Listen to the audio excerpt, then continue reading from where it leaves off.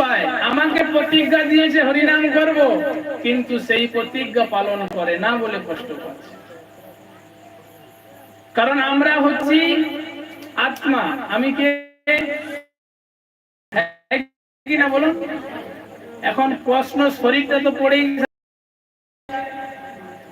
কে চলে যায়? ওই শরীরের ভিতরে আত্মাটা চলে যায় বলে মানুষটাকে বলা হয় মৃত, তাকে পুড়াও। আর এক মুহূর্ত তার সঙ্গে থাকতে পারবে না। সে আপনার যত প্রিয়ই হোক, আপনার সন্তান হোক, যেই হোক, থাকবে কি? তাহলে ওই আত্মাটা হৃদয়ে আছে বলেই আমরা তাকে এত ভালোবাসছি। তাহলে আত্মাটাকে, শাস্ত্র বলছে আত্মাটা হচ্ছে ভগবানের অংশ। তাহলে আমরা কে? সবাই ভগবানের অংশ। ভগবান গীতায় বলছে মমই বাংশ জীবলোকে, তোমরা হচ্ছে সবাই আমার অংশ। সেই জন্য তোমার কাজ হচ্ছে আমার সেবা করা। ভগবান বলছে তোমার কাজ হচ্ছে আমার সেবা করা, ভগবানের সেবা করা। এখন আমরা যে কোনো অবস্থায় ভগবানের সেবা করতে পারি। এমন না দীক্ষা শিক্ষা নিয়ে তবেই সেবা করতে পারবো। সেবা আমরা করব, সেবা করতে করতে ভগবান আমাদেরকে শুদ্ধ করবে। সেই জন্য অনেকে ভাগ্যের ফলে মনুষ্য জন্ম মিলে, আর সেই মনুষ্য জীবনে আমাদের উচিত হরি ভজন করে, সাধু সঙ্গ করে, ভাগবত শ্রবণ করে, ভগবানের সেবা পূজা আদিতে যুক্ত হয়ে এই জগৎ থেকে ভগবানের কাছে ফিরে যাওয়া। এটাই হচ্ছে আমাদের মূল কাজ।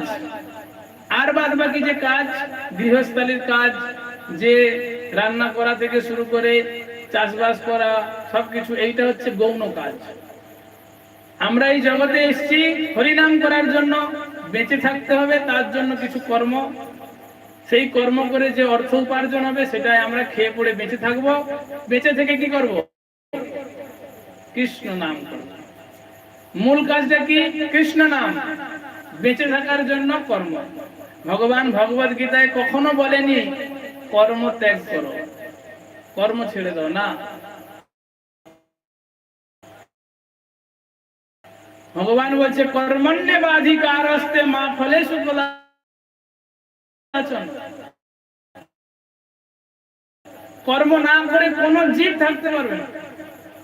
কর্ম করতেই হবে সবাই। আপনি বাড়ির কাজ করুন, আপনার ঘরের গৃহস্থালির কাজ করুন, রান্না বান্না করুন, মাঠে মাটি চটান, চাষবাস করুন, সব করুন, কিন্তু করবেন ভগবানের জন্য। একই গৃহের খুব গুরুত্বপূর্ণ কথা, একই গৃহের দুই ভাই, একই গৃহের দুই ভাই, এক ভাই ভক্ত আর এক ভাই অভক্ত। দুই ভাই একটা বাজার করা ব্যাগ নিয়ে বাজারে যাচ্ছে। বাজারে গিয়ে প্রথম ভাই দোকানদারকে বলছে আমাকে ভালো ভালো শাকসবজি দিন। দোকানদার জিজ্ঞাসা করছে কি করবে তুমি?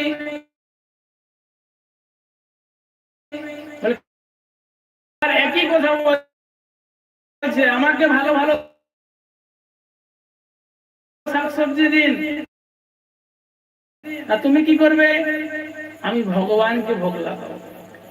একই কর্ম, একই সময়, দুই ভাই, একজন যাবে নরকে, একজন যাবে ভগবানের ধামে।